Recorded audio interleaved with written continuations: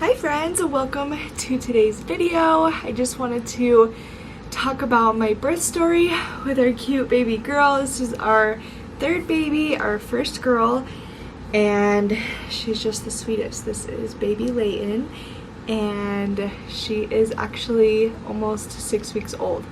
I've been like taking time off of doing videos to just really spend time with her, and oh no, what's wrong? So I thought now would be a good time to talk about my birth story. So whenever I'm going to give you some backstory. At our 20-week anatomy scan, she was measuring like a little bit small, but she looked normal and obviously still had like a ton of time left to still grow. And then they were like, let's see you at 32 weeks and do another growth ultrasound and just see how she's looking. So we went back at 32 weeks and like, yeah, she's measuring pretty small.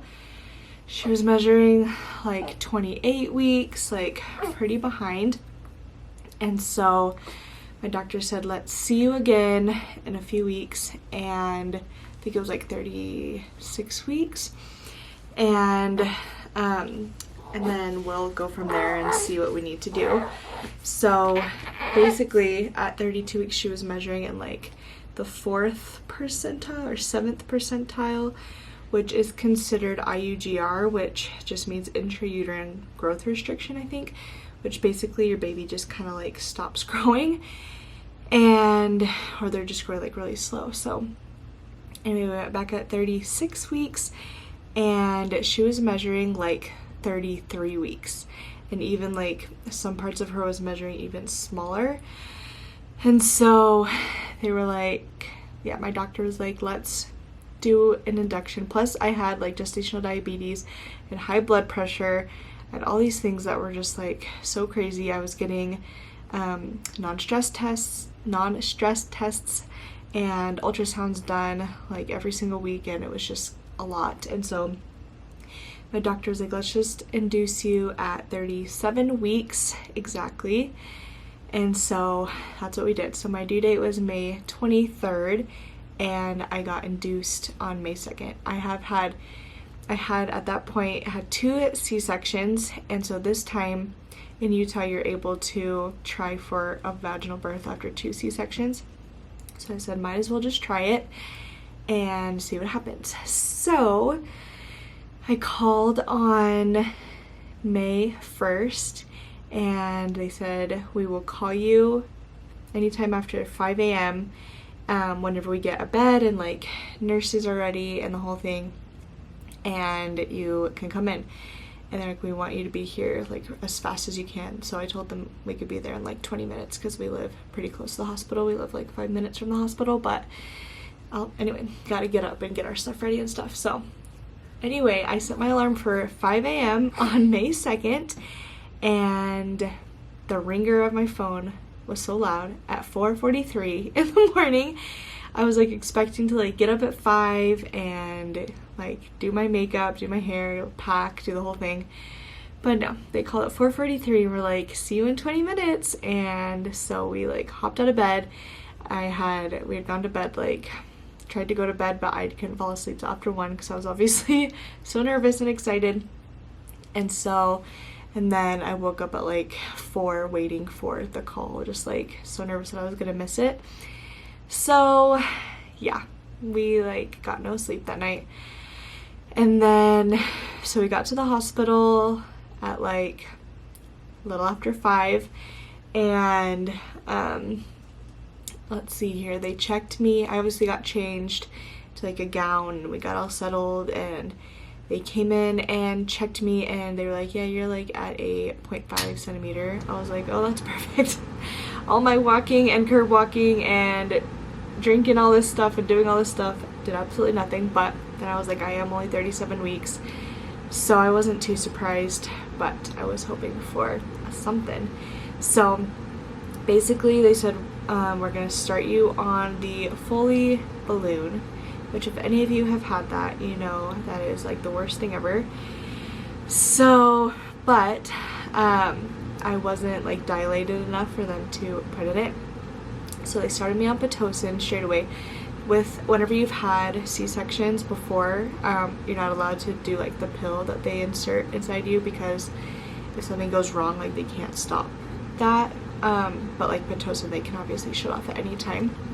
So he started me on Pitocin, and so with that you can like get it bumped up every half an hour. And so obviously you start at a 1, half an hour, you can bump it up, bump it up, bump it up. So whenever I got to a 4 on Pitocin, that's when they put the Foley balloon in. And whenever that is in, you aren't allowed to bump up the Pitocin anymore. So I was basically stuck at a 4 Pitocin, not able to move it. And for the Foley balloon to come out, you have to be dilated to a 3. So that was so annoying. I had the Foley balloon in for 8 hours. And so that was a very long time. That literally took up like the whole day, pretty much. And like it hurts so bad. Also, putting in the Foley balloon thing, Foley bulb, I don't know what they call it. They like put fentanyl in my IV to like, and it like worked because it didn't really hurt putting it in, which was so nice, because people are like, it hurts so bad putting it in. And like I could like feel it, but definitely like I had some strong pain meds going through me, so that was really nice. And then let's see here. So yeah, that was in for 8 hours, and they're like, whenever like you pull it, like does it like feel like it's gonna come out? I was like, no, not really. It's like way up in there. So then it got to be what, like 6 o'clock I think, and it was a shift change, and the new nurse comes in and literally just like pulls it right out. I was like, are you serious? She was like, yeah, your nurse before was like kind of new. She might have been nervous to just pull it out. And I was like, how long ago could this thing have come out of me? And we could have progressed more. But yeah, so that got out at like 6 o'clock p.m.-ish, I think. And at that point, then they could start bumping up my Pitocin. And so they started bumping up every half an hour, and it was going up and up and up and up and up. And I was just kind of walking back and forth in the room, which was so annoying because you have to like bring the whole thing. Also, my IV, they did my IV in my radius, whatever, I don't know what this is called, radial nerve, whatever. Anyway, she like was jamming it in there. They tried to do it here first, it blew, then they did it here. And she was moving it all around, and I could feel all my fingers just go numb. And still, 6 weeks in, I cannot feel this finger whatsoever. And I looked it up online, and it was like, could be a month to a lifetime that never goes away. So I was like, oh, okay, great. So we'll see if my feeling in that finger ever comes back or not. But yeah, so that was not fun. The IV is like the worst thing in the entire world of the whole entire hospital stay. Let's see here. So yeah, after 6, I was just kind of walking around. They gave me dinner. Actually, Carl went down and got me dinner, and I'm trying to remember what I had. I just remember not liking it very much. It was okay. I don't remember what it was. I really can't remember. If you go watch my birth vlog, it might be in there. And then let's see here. And then yeah, so I was just kind of walking around and just trying to like bounce on the ball, and yeah, just literally just walking back and forth in my tiny little room, like dragging the big pole with like my IV stuff and all the fun stuff. I had wireless monitors at that point, so that was really nice. I could just like move around, and they didn't have to keep coming in and like moving the monitors to see where she was. And so yeah, I was just like eating as much as I could, because I knew whenever I like got the epidural I couldn't eat anymore. And at this point I'm like so tired, because obviously I did not sleep the night before, and I had just been like kind of laboring all day long.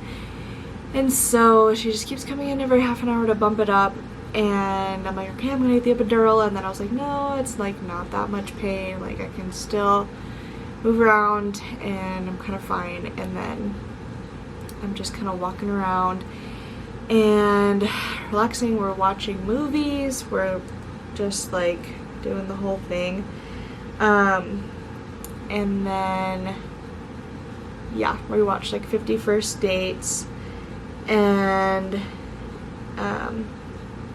Carl and I are just like hanging out, and yeah, it's just like we're just chilling. So I'm like, at this point I'm like, okay, it's getting late, like I'm obviously not gonna have her today because I was only like 3.5 centimeters still at that point. Like I was just like progressing very slow, and so I was just kind of hanging out, and yeah, we're just trying to move things along. And so by like 9:30 I'm like, okay, I think I'm ready for the epidural. Like I should probably try and get some sleep in case things like start moving along really quickly.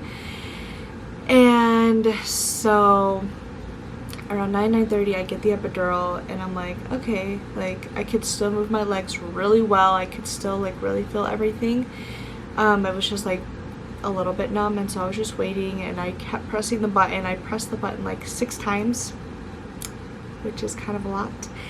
And so I was like, maybe something's wrong. Like I could feel that my legs were numb, but like my previous C-section scar area was not numb whatsoever. Like I was feeling the contractions so bad, and it was seriously like killing me. Like I couldn't talk, I couldn't breathe. I was just like, each contraction, they were coming pretty frequently at that point because the Pitocin was like at a 20 or something. It was like really high. And so I was just like trying to get through each contraction, and I was like, man, at least like below that was numb. And so I was like, well, I'm actually like having her, like I'm really hoping that that area is numb. But I just kept like saying like, gosh, my C-section scar is just like really, really painful. And I was like, can we get the anesthesiologist back in here? Maybe she can come like move it a little bit and see if that will help at all. And so I was like, gosh, this is like the worst. This is like, why even get an epidural if like I can still feel the pain this badly? And before, with my first son, I had an epidural, and it was like the best thing ever. Like I couldn't feel anything. My second son, they made me have another C-section because that was the law in Texas, and so I didn't even get a chance to try and VBAC. So I just got a spinal, and it worked perfectly. So I was like, I've had like 2 spinal blocks, and like I know like that they work on me. And so anyway, then at what was it, like 2 o'clock, 2:15, a doctor comes in and is like, hi, just wanted to talk to you about like your epidural. And I was like, yeah, it's really weird that like just my C-section scar area is just like extremely painful. Like I can feel literally every single thing. And she was like, yeah, that is not supposed to happen. That means that your uterus is about to rupture, or it already has. And I was like, excuse me? She was like, because that's the only spot that you're feeling that is like, we're pretty confident that that's what that is.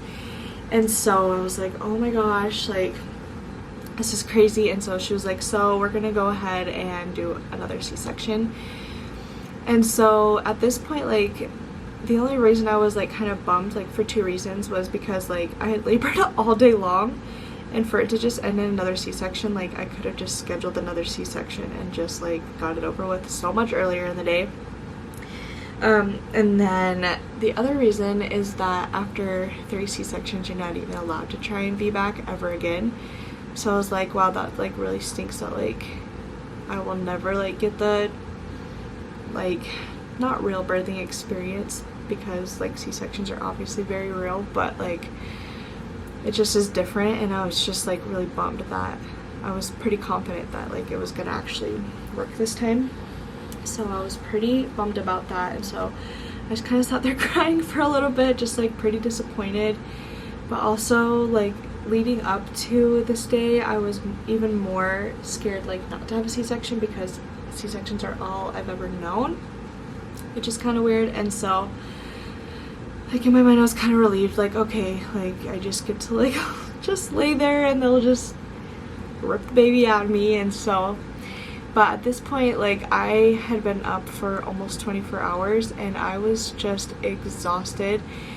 And so, yeah, like, I couldn't even rest the whole day because her heart rate was kind of having some decels. That was another reason they, like, kind of assumed that my uterus was going to rupture.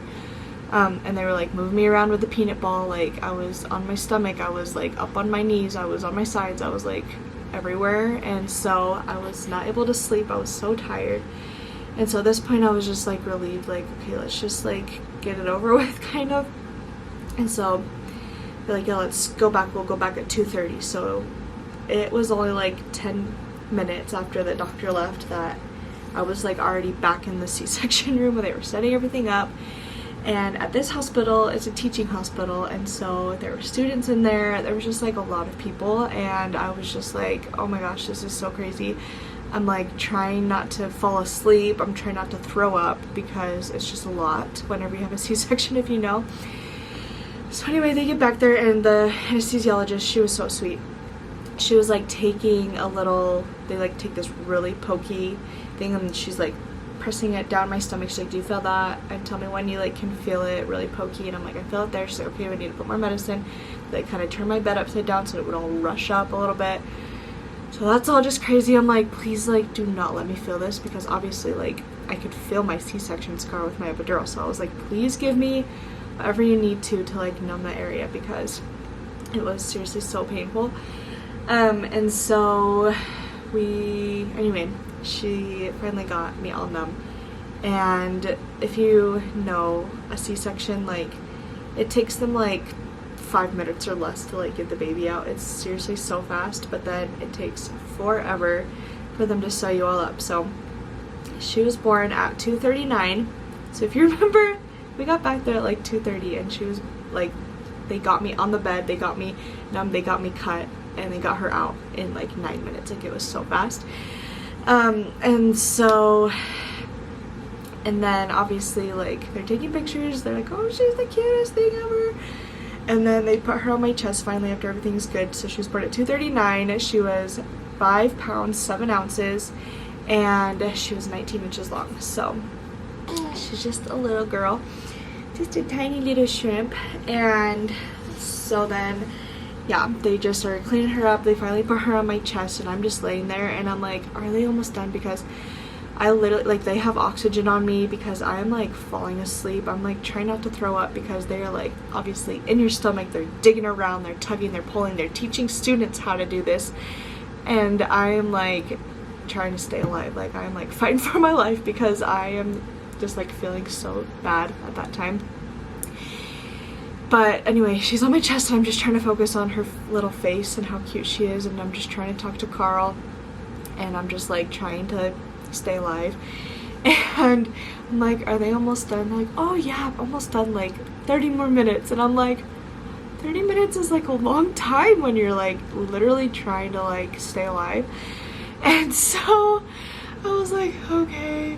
And I'm just, like, laying there, like, hoping it's gonna be over soon, because, and they're just all chatting to each other. That's the funniest thing about C-sections, is, like, people you never know, like, you're just literally laying there completely naked, like, your whole stomach sliced open, and they're just, like, chatting to each other, like, just teaching the student what to do. And Carl's like, they were really manhandling you this C-section. I don't know what they were doing, but they were just, like, I was like, yeah, I could feel that. They were like, I could feel, I mean, like, you're numb, but you can still feel them, like, pulling and tugging, and, like, it's really a crazy sensation. But I was like, okay, like, this has got to be over soon. Finally, it was over, and they wheeled me back to my room, and we're just, like, snuggling and hanging out, and she's just perfect.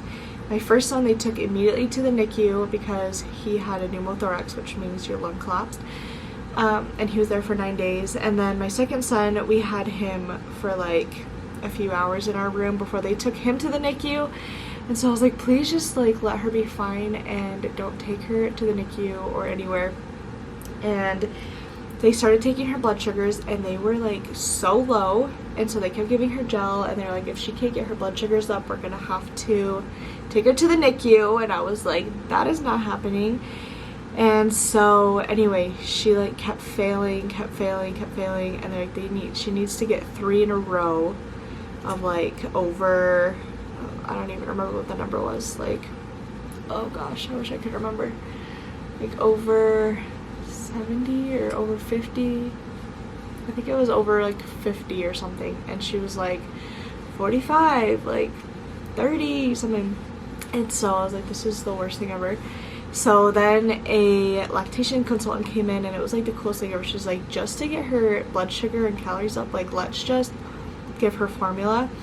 But how they did it was like they took the formula bottle and they attached a tube to it and taped it above my nipple, and so she was like sucking, she was like breastfeeding basically, but like she was mostly getting like formula, which was so cool. And finally, after like hours and hours of like, okay, she's about to go to the NICU, like, she finally got 3 in a row of good blood sugars, and I was like, oh my gosh, thank goodness. And so anyway, the rest of the time, I just feel like we never really chilled. Like, there was just always something, like, but it was so nice because we woke up the next morning.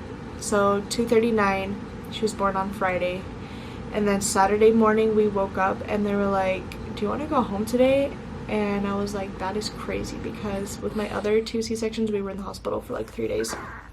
And so I was like, yeah, I literally felt like so good. Like, I was up and moving, I was like doing all the things, and I just like felt really good. And so I was like, yeah, that's fine. And her pediatrician came in and she was like, okay, we'll check on you tomorrow. I was like, I think I'm going home today. And they were like, that is literally crazy that they're sending a C-section patient home like the day after.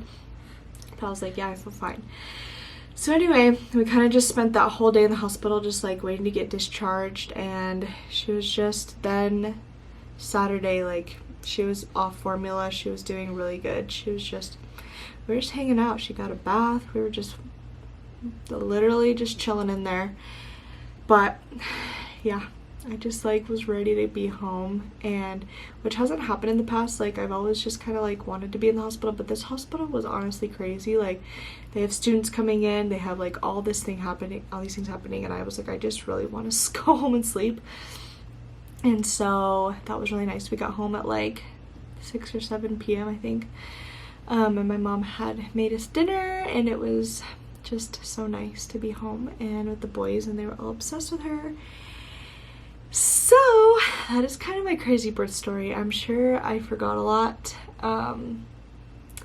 but I feel like that was kind of like the main crazy parts, and I'm just so glad that she's here. Basically, my doctor was like, because we want to have one more baby, I think, and my doctor was like, next time just like schedule a C-section at 37 weeks so that your uterus doesn't like rupture at all. And so it could, like, she's like, just don't even try and labor, like, just get to the hospital at 37 weeks. And so I was like, okay, that's fine with me, because at that point I'm done being pregnant anyway. The surgeon that like did my C-section, she was like, yeah, I literally, like, your uterus was so thin, like, I thought that I was cutting through, like, she was like, I don't even know, it was just like paper. Like, she was just like, it was just crazy thin, literally so close to rupturing. She's like, just thank you for being honest about like your C-section scar pain and that it wasn't working, because this like could have gone so differently. So anyway, that's kind of everything, and she's just perfect. We've loved having her. She loves sleeping all day long, and she doesn't sleep at night, but here's her cute little face. She's just the sweetest little peanut. And 6 weeks later, she finally hit 8 pounds. So she's still just little. I'm like, can't believe babies are like bigger than this when they're born. It's so crazy to me. But anyway, she's perfect, and that is my birth story with baby number 3, with IUGR and a C-section and failed induction and failed VBAC and all the things. So it's been crazy. It's not what I was going for whatsoever, but I'm glad that she's healthy. We're both healthy. We both are just doing really good, and so glad everything ended up really well. But anyway, I'm so glad that you guys watched this, and please make sure that you're subscribed and comment and all the things, and I will see you in my next video. Bye!